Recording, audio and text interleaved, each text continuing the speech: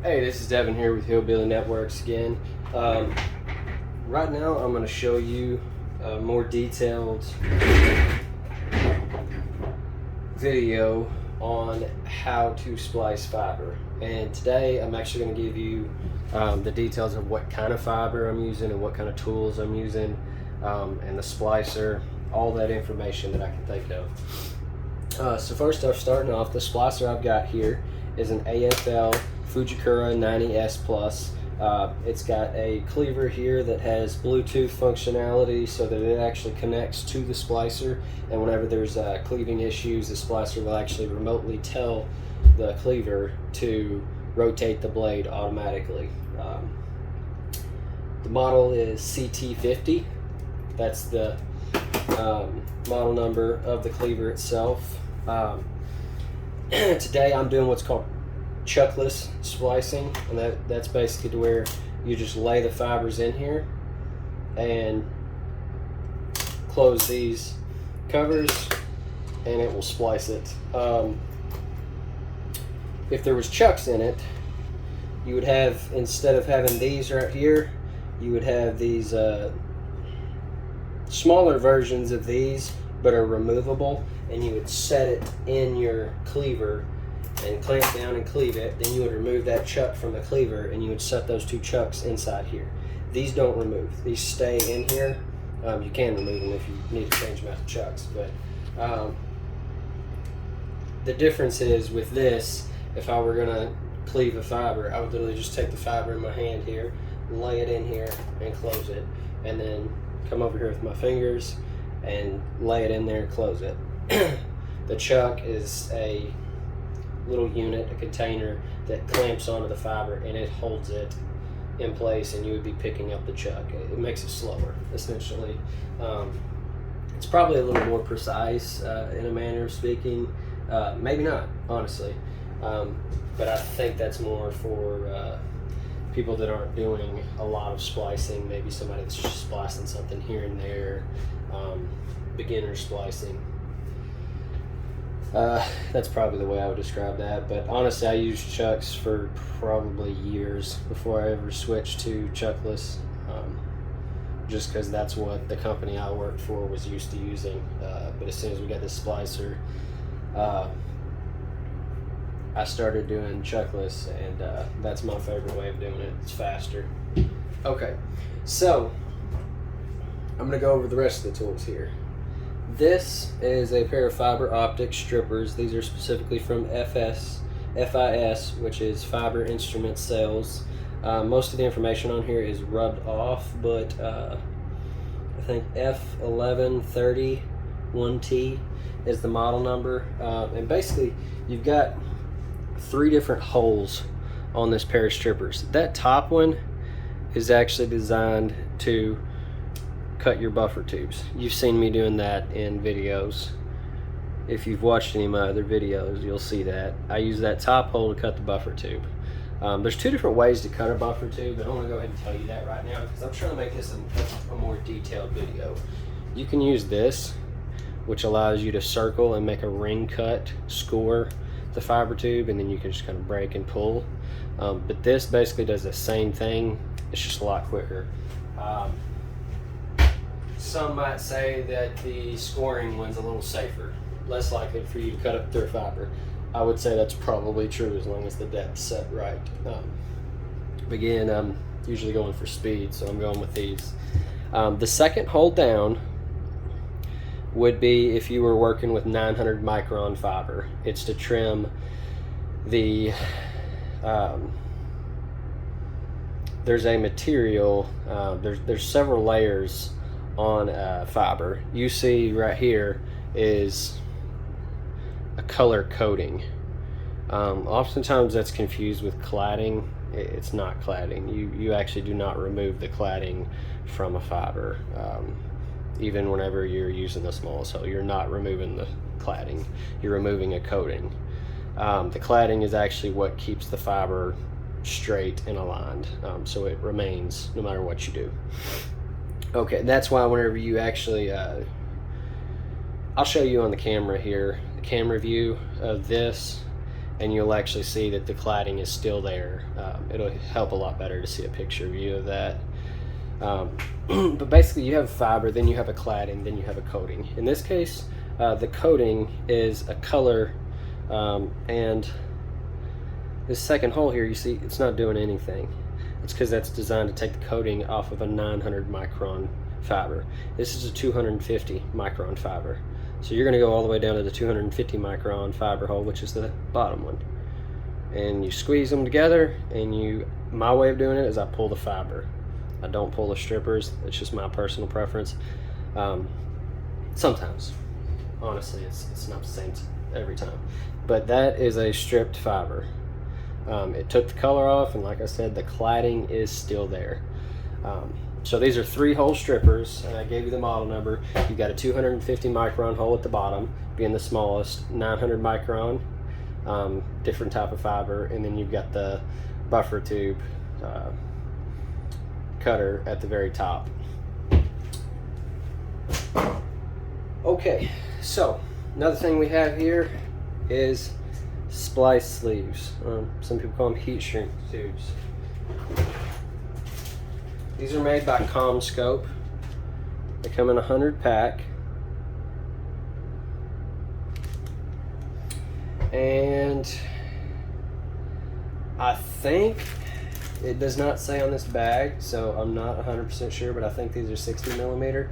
They come in a millimeter range, and they can vary in thickness and length. I think I've got a shorter one in here for an example for you that's used in a different type of splice box. Let's see if I can find. Oh, there's one. So here's 2 different examples. That's a short one, and that's a long one. There's also some that are thicker, and you don't want too thick because, I mean, depending on what type of fiber, if you got some that are made to go around, say, a 900 micron splice, and then others that are made to go around these 250 micron small fibers. These are made for these. So basically, whenever you go to splice fiber, I'm going to give you an example here. I'm going to splice 2 fibers together, and I'm not going to make a video of me doing all the splicing because that's going to take a while, but I'm going to show you how to splice. I'll run through it about two times probably. Okay, so the first thing I'm going to do is I've got my cleaver ready, I've got my splicer ready. I need strippers, and I've got strippers, and I need wipes. These are Kimtech wipes. They're made for cleaning fiber optic. Actually, these aren't, to be honest with you. They're not made specifically for that, but these are Kimtech. They're for delicate task wipes. Basically, you don't want wipes that are leaving any kind of residue behind. And then I've got a bottle of alcohol here. I think it's 90%. We order it in jugs. I'll show you what they look like so that you can see that. 99%, I'm sorry. Isopropyl alcohol, 99%. So that's a high grade. It actually says Farmco AA per. So that's like a pharmaceutical grade, I guess. So what you want to do is you want to take one wipe. I usually like to fold it in half, and fold it in half again, and then again. And these alcohol bottles here are pretty cool. You can actually just push on the top and it comes out of those holes. Okay, so I'm going to splice a green fiber to a white fiber. So first thing I'm going to do here is I'm going to not strip it. I'm going to put a heat shrink tube on first. Normally, when you're splicing a lot of these, you'll go ahead and put on the heat shrink tube on all the fibers. So you'll have a bunch of them laying here. This is 48 fibers laying here. Okay, now that my heat shrink tube's on, I'm going to strip the fiber. And in this case, I pulled the pliers instead of the fiber. You can do it both ways, but you'll find it's a lot different than stripping copper. Copper, you tend to turn it at an angle. depending on how you do it, but that's how I was taught. With these, if you turn it too much, you're going to break the fiber, but you do turn them at a little bit of an angle. You'll find what works though. Just grab some pieces of fiber and just practice. Okay, so for this cleaver, I have to pull this back and it makes a click noise. I'll show you. That is cocking the scoring disc in there back to where it'll slide over, shoot over. This little piece right here needs to be pushed down because that actually locks the lid down for transit. Okay, so now here you'll see on this cleaver there are some different measurements along right there. That's basically the measurement you choose there. Doesn't matter a whole lot, except for the fact it needs to be one where it makes the coating, the colored parts, stay inside here, because you want your splice right in the middle and you want colored parts, the coating, in here. You don't want it outside. You don't want, you know, fiber without coating hanging out of the side of the sleeve. You know, that's what causes breaks easier. Okay, so I'm gonna take this. This is just my way of doing it. I take it, lay it down here. I'm gonna put it at the 14 mark right now and clamp it down. You'll see there's one of these here. You don't have to use that. It makes it harder for me, honestly, so I don't. It also slows you down. And you're gonna take this fiber and you're gonna line it up. I'm gonna try to zoom in for you here so you can see.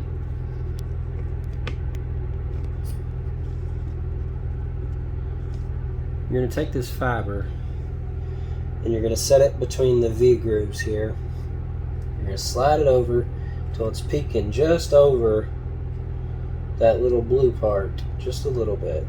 And then you're gonna drop by just a little bit. I mean, basically between the blue part and those two little spikes, which are the electrodes. You don't want it up against the electrodes or right in the middle, because it's actually gonna give you an error if you do that. So it's gonna be somewhere between the blue and the electrodes. Alright, notice I've cleaned my fibers that I've stripped. That was a little short, but looks like it's still gonna work. I'm gonna take that, lay it in there in those V grooves, close that. This one's pretty cool, Splicer. This is a very expensive Splicer. It's actually probably the best one on the market right now. So no, I did not buy it, but it automatically closes, it automatically lines it up, automatically splices it, and you'll see when it gets done here, it automatically does something else pretty neat.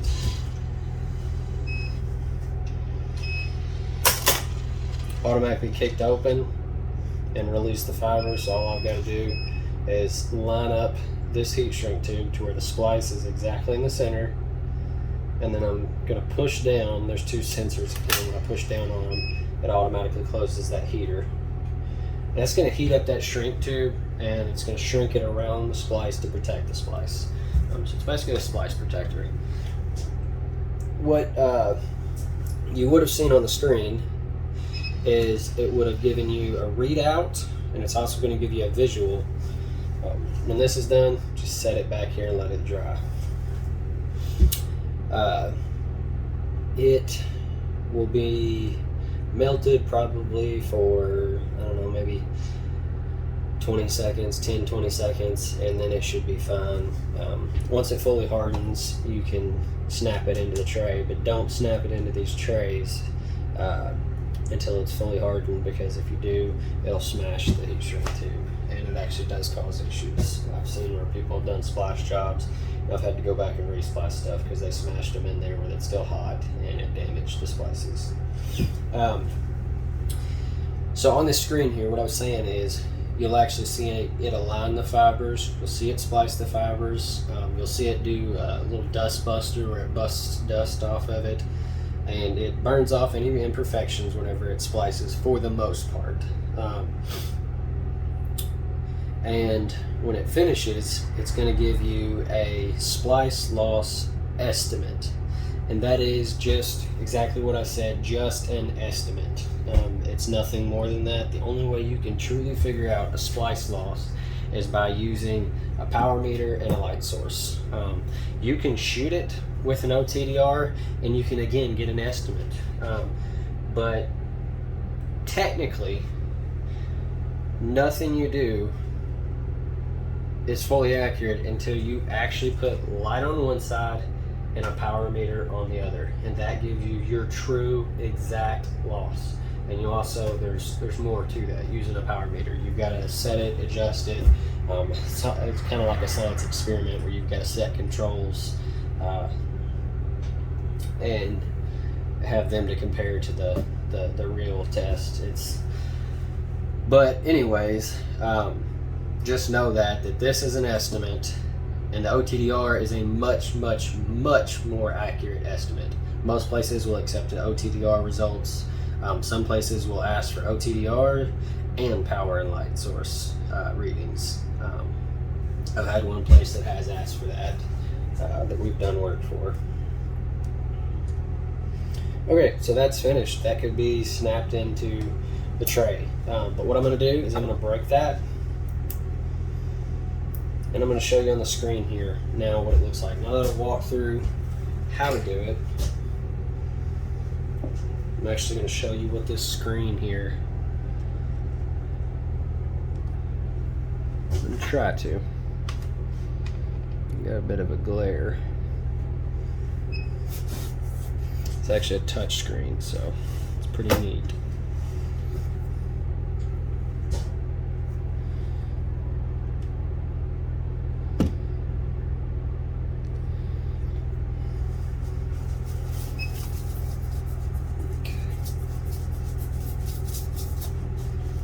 It's a little better. Okay.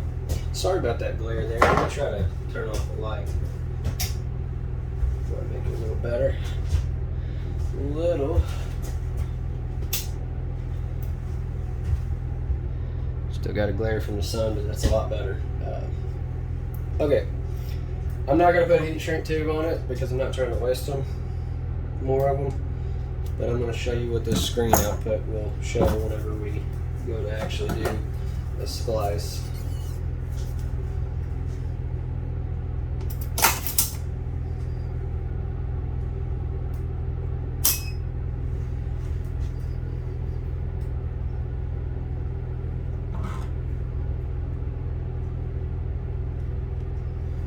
When you're doing splicing, you're doing a lot of fibers, you don't do this individually like I'm doing. You don't put a heat shrink tube on,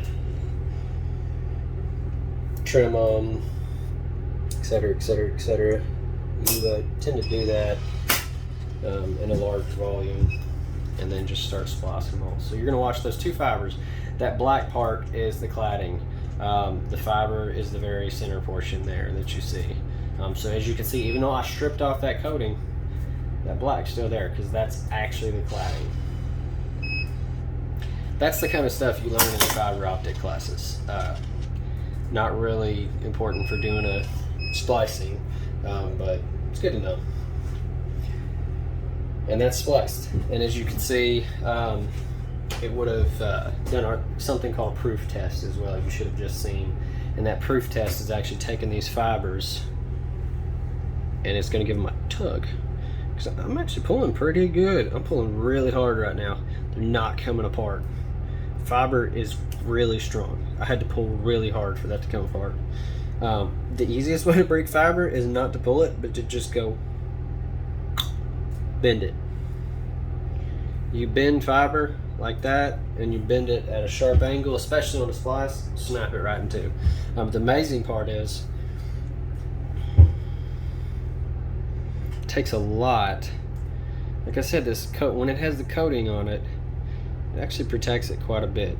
You can take this fiber here and bend and bend and bend. Can't even see it, but it didn't break it. But if you do that and you need to break a fiber, one way to break one is twirl it around in a circle like that and just keep pulling until you can't pull no more and it snaps it in two. Okay, so that is how to splice with an AFL Fujikura splicer. Again, we have 3-hole strippers, from FIS. You can also get those Miller, Paladin. You can actually find all that stuff on Amazon. Miller has their own store on Amazon, if I remember correctly. I'm sorry, Jonard, Jonard, and they have a bunch of different tools on there. But Miller probably has their own too. And again, we had alcohol, wipes, cleaver, splicer, fibers, heat shrink tubes, and strippers. And that's what it takes essentially to splice. It's not a complicated task. It's just takes a lot of prep work for it to be done right and last and have good reliability over time. But if you have any questions or comments, again, I hope this close-up video here was a lot more insightful and helpful to anyone trying to learn how to splice, because I know my prior videos were not quite as clear on the visual side. But again, any questions or comments, please let me know. Thanks.